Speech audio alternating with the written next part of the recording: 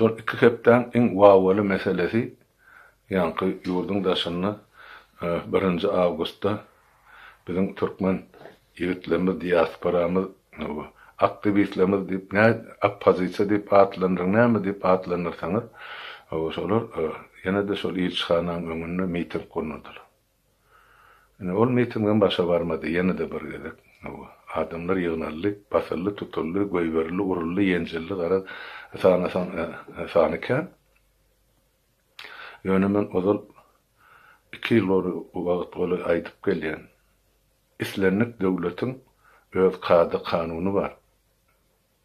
Onu soňra näçe wagt bar aýdylyp gelin. İlçihanyň ýerleşen ýeri ol bir ýeke taraplaýyn köçe, iki taraplaýyn gatnawamýar.